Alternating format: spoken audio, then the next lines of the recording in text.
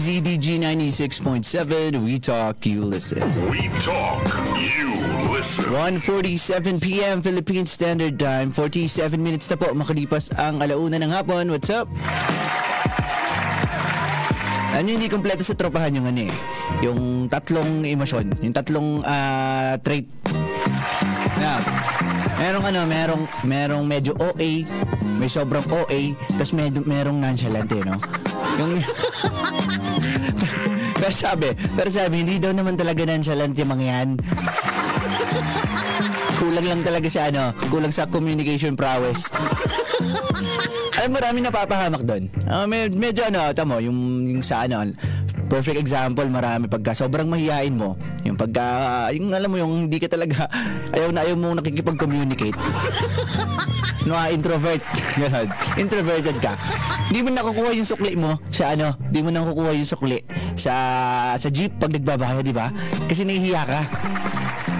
Yun yung mga danger kapag minsan sobrang mahihain mo eh.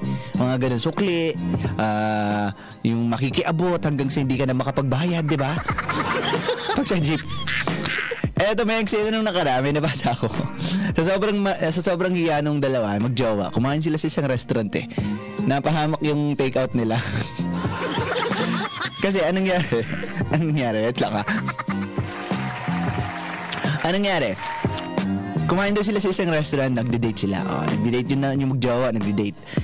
Mamahalin yung restaurant. Pero afford naman nila. Just happy na syempre. Hindi siya kasi nga mamahalin yung restaurant. Hindi nila palaging ginagawa. Afford naman nila. Hindi nga lang nila nakasanayan. Ayan. So, umorder sila, syempre. Kain sila. Masarap yung pagkain. Medyo may kamahalan nga lang, medyo pricey. Pero syempre, nag-enjoy sila kasi nasulit naman. Masarap yung pagkain. Madaming serving. Yun nga lang, medyo mahal. So, sulit pa din naman.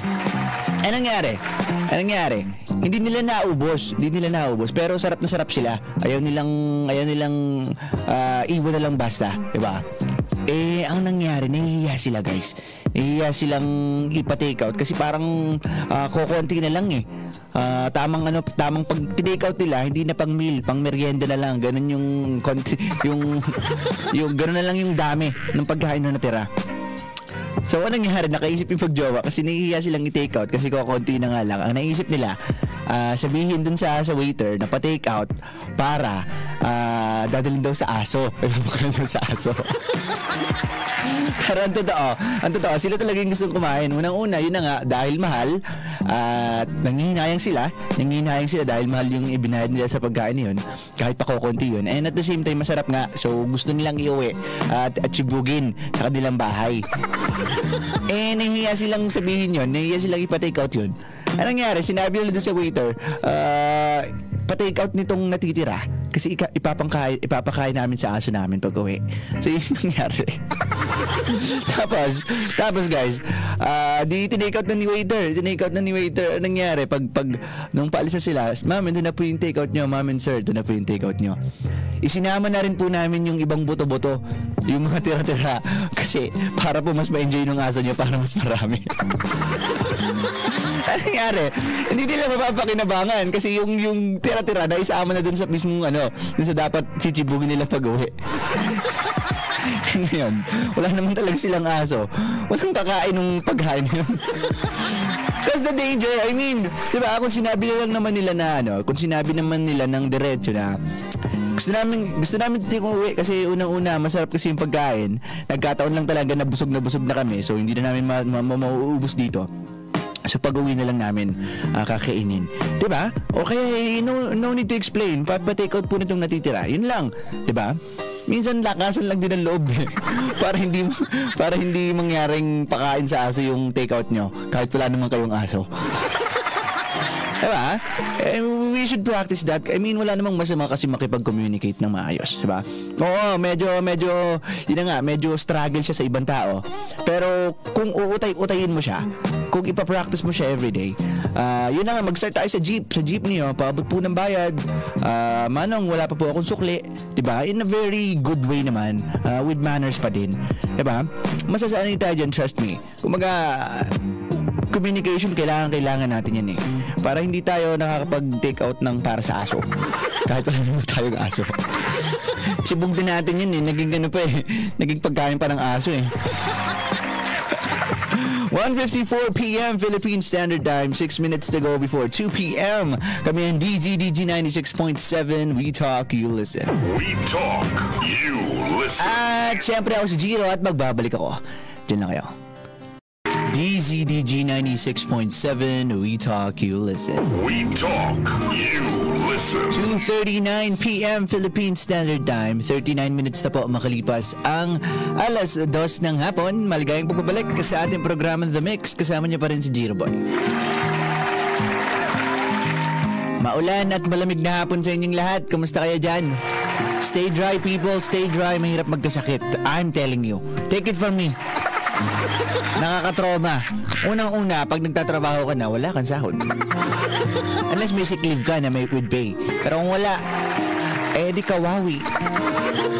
So huwag kayo magkakasakit. Palaging uminom ng vitamins, mag-ehersisyo, matulog ng sapat na oras, magpahinga, huwag magpapakabasa sa ulan. It is time for our little segment, Senti Hours, kung saan nagbabasa tayo ng tula. And this time, I have a very timely poetry ready for you guys. Isa tong akda ni Aaron Canimo. At tara, basahin na natin. Sabi sa tula, kailan ba naging tama o kailan ba naging tamang desisyon ang pamamaalam? Paulit-ulit kong itinatanong to sa sarili ko. 2 buwan na pagkatapos nating di mag-usap. Biruin mo yan. Hindi na ikaw ang nagsisimula at tumatapos sa bawat araw ko. Yung akala ko dating hindi mawawala, idadamay din ako sa pagkawala. Lagi akong nasa pagitan ng pagguho at pagkabuo. May mga araw na umuusad, may mga gabing sumasadsad. Ang hirap naman kasing tanggapin na hindi na ako kabilang sa iilan mong pangarap. Tinanggal mo ako sa listahan, pinaltan mo ng bagay na mahirap kalaban. Ang hinaharap. Kailangan mukha mong ibuhos ang oras mo sa panahong hindi pa nangyayari. Ano bang laban ko dun? Kahit sinabi kong susuportahan kita sa lahat, di pa rin kamo sasapat. Mas lalo lang hihirap, mas lalo kang babagal, mas lalong tatagal. Tamang desisyon ba talaga ang pamamaalam? Kasi ako, nahihirapan pa rin akong harapin ng mundo. Dahil ang nakasanayan kong paglago ay laging sa tabi mo. Siyang akda, once again people, from Ron Canimo. You wanna know why I said it's very timely? Ayan. Kasi nag-break na si Tito Rico tsaka si diba? Nag-break na si... Ba't tayo pumapalakpak? Sorry. Ba't tayo pumapalakpak, guys? Diba, nag-break na si Tito Rico. Si Tito Rico natin yun syempre. Mga natin yan. Titos. Tito Rico. Si Tito Rico at si Mariz. Diba? At sabi sa bulong-bulungan, hindi naman sa mga chismoso tayo. It just happened na, Facebook. Hindi naman confirm. Pero may chance kasi na nangyari is... Dahil bata pa si babae, there's still a lot of things na gusto niya pang mangyari. And she felt like hindi niya na yun magagawa with Rico, with Tito Rix. Diba? Ba't tayo papalakpak? Tayo papalakpak? May naghiwalay na nga. Diba? Kasi minsan, ganito yun minsan, nagkakasundo talaga kayo sa umpisa You guys wanna build dreams together. Diba? Ganun yung una yung gusto mangyari. But as days goes by, dun yung napapagtanto na hindi pala kami akma pagdating sa ganitong bagay, hindi pala kami magtatagpo sa gitna. Kahit sa gitna lang. Kahit hindi na kami maging 100% decided na yun yung gusto nating mangyari parehas. Nang parehas. Kahit sa gitna lang at least. Hindi pala siya nangyayari. Kaya, ang daming, hindi naman sa binibigyan namin kayo ng isipin. Lalo may mga nasa long-term relationship right now. But it happens eh. Pero nyo, 5 years na sila. And though hindi naman natin alam yung buong nangyayari sa kanilang relasyon within the 5 years. For sure, naging masaya sila. Unang-una, para silang artist. Yan, para silang musician. Sobrang laking common ground nun. Para silang nasa showbiz. Diba? That's a big common ground. I mean, they can work a lot of things using that common ground. Or using those common grounds kasi marami nga silang pagkakapareha. Ang ganda pa ng mga kanta nilang nagawa. Diba? But yeah, still, they're a different person with different lives to live. And siguro, hindi lang talaga nag-akma sa uli. May mga na-realize lang din talaga sila na we can't do this no more. We need to take a different path na. Sayang eh, no? Sayang, Tito Rico natin yun eh. Tito Rico! Ang kanta ni, yung kantang Antukin. Iniwan ka na ng eroplano. Okay lang, baby. It's kinda hard kasi ang tagal-tagal nyo eh. Ang tagal-tagal nyo magkasama. Pero, yun na nga, dahil siguro magkaiba na kayo ng gusto mangyari sa buhay. You find yourself choosing different path na. But yeah, life goes on, diba? Life goes on. Kanya nga lang, medyo matanda na to si Tito Rico. I think 51 years old na si Tito Rico. Tapos, yan. Bata-bata pa talaga to si Maris.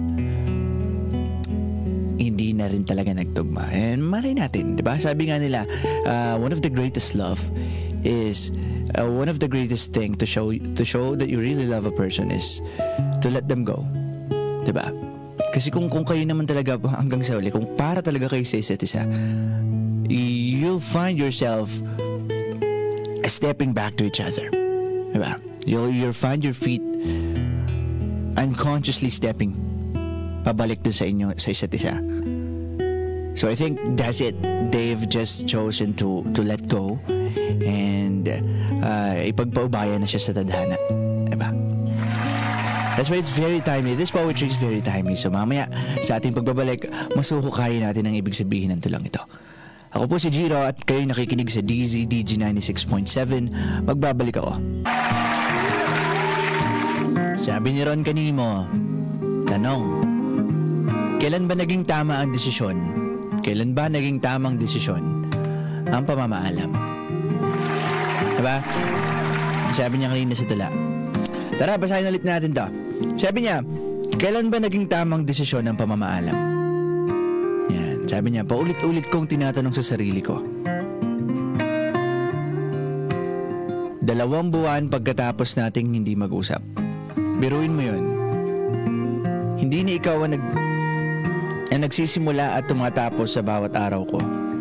Yung akala kong di mawawala, idadamay din ako sa pagkawala. Lagi ako nasa pagitan ng pagguho at pagkabuo. May mga araw na umuusad, may mga gabing sumasadsad. Ang hirap naman kasing tanggapin na hindi na ako kabilang sa ilan mong pangarap. Tinanggal mo ako sa listahan, pinaltan mo ng mga bagay na mahirap kalaban. Ang hinaharap. Well, that's true. Sobrang hirap kalaban ang hinaharap. Kasi uncertain yan eh. Diba? Walang kasiguraduhan ang hinaharap eh. So, huwag nating labanan yung hinaharap. Huwag nating kalabanin. Actually, pwede natin silang kakampi. Pero hindi natin dapat kinakalaban. We could prepare. For sure. That's the very least that we could do. We could at least prepare. Kasi hindi naman natin alam eh. And yeah, once again, I think it's just really a matter of choice. Kasi I think wala namang relasyon na sa umpisa masaya hanggang sa dulo masaya. Walang nangyaring walang nangyaring hindi pagkakasunduan. I don't think such relationship exist. Yung sobrang perpekto, wala. Iharap niyo sa akin kung meron. O kaya mag-comment kayo sa ating Facebook Live kasi naka-live tayo ngayon. Yan sa DZDG Destiny Radio. Yan.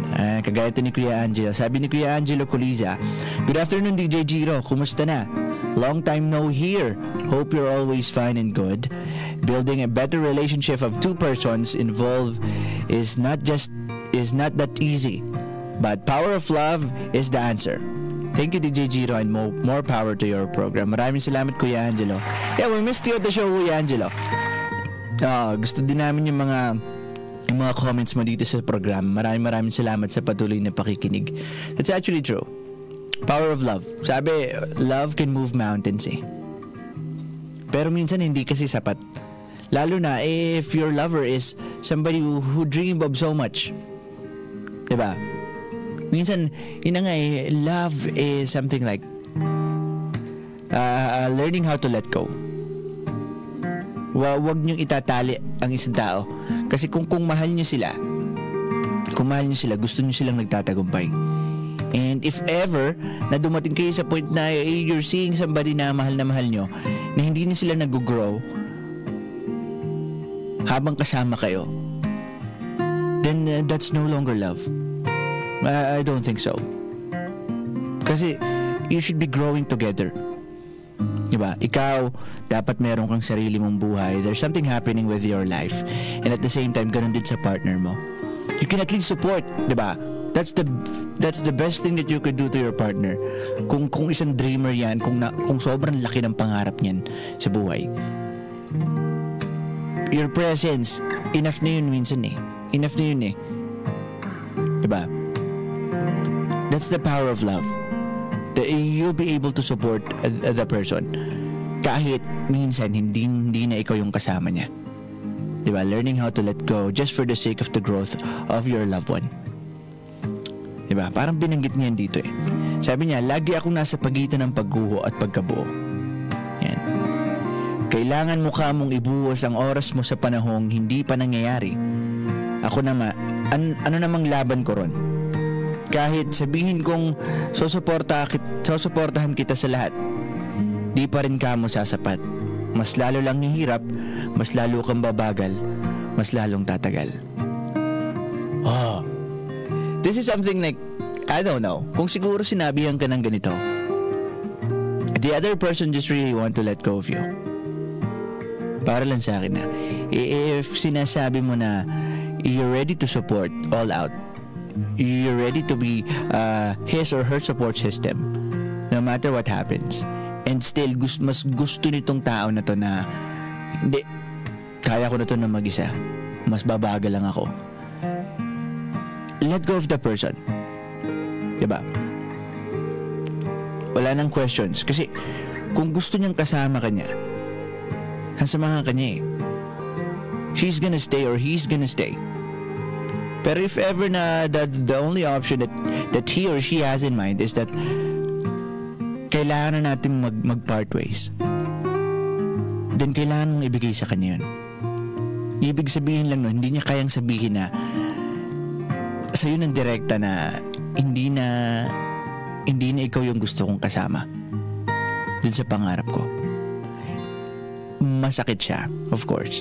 It's gonna hurt a lot. Pero mas lalo siyang babaon eh kung may nakatarak na dagger diyan sa dibdib mo. Ngayon na nakikipag-iwalay siya, kapag pinagpatuloy niyo, mas lalalim lang 'yun at mas masakit 'yun.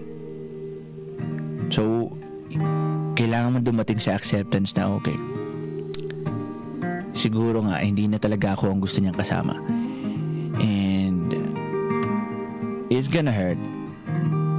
There's gonna be a lot of sleepless nights. She's gonna run in my mind every time for a while na hindi ko alam kung kailan matatapos, but that's the very least that you could do for her.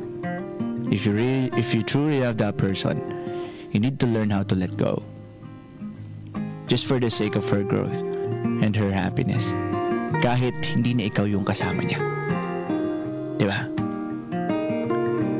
Tamang desisyon ba talaga ang pamamaalam?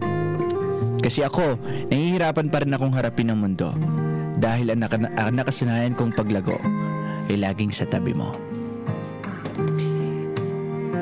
Ito yung dangerous part, once again.